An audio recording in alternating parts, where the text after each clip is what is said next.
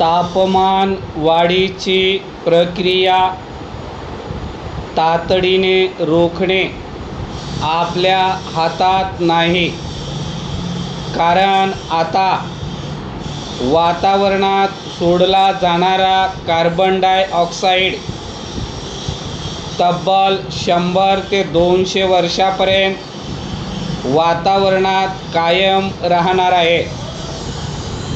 या वायूला असलेले दीर्घ आयुष्य आपल्यासाठी त्रासदायक ठरणार आहे.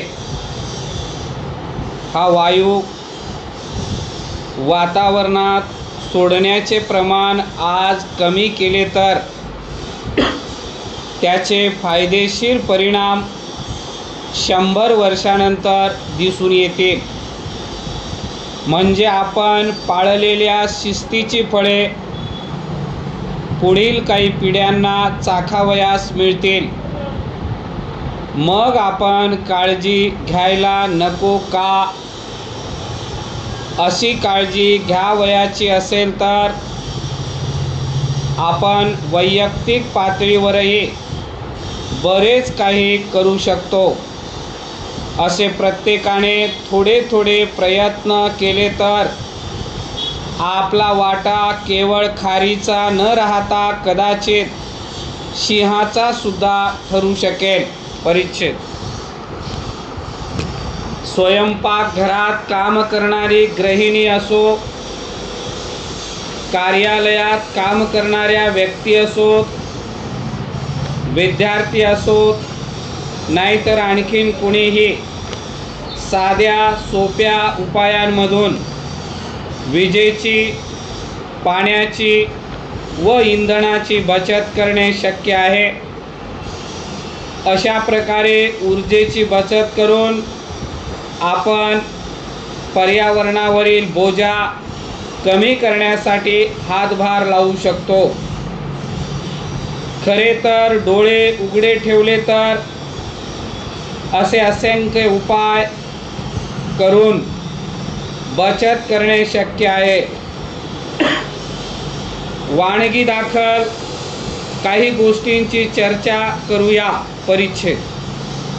स्वयंपाक करताना सुद्धा या दृष्टीने थोडेसे लक्ष दिले तर इंधनाची बचत करणे सहज शक्य आहे.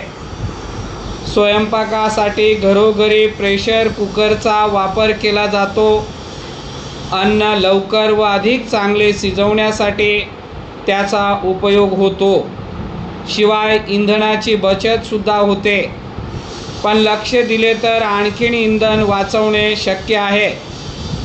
कुकर लावल्यावर सुरुवातीला शिटी न लावता काही वाफ जाऊ द्यावे.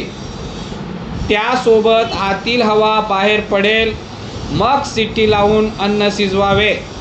त्यामुळे अन्न लवकर शिजते व इंधनाची बचत होते. परिच्छेद. आता घरोघरी फ्रीज असतात. ते भिंतीला खेटून उभे करण्याऐवजी थोडे पुढे सरकवले तर त्यासाठी वीज कमी लागते.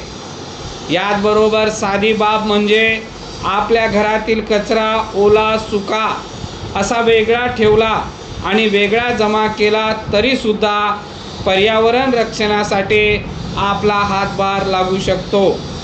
त्याहून पुढचे पाऊल म्हणजे घरात फळे, भाज्या यांचा कचरा, शिळे अन्न, सांडलेले पीठ यापासून घरच्या घरी ज्वलनासाठी गॅस तयार करता येतो.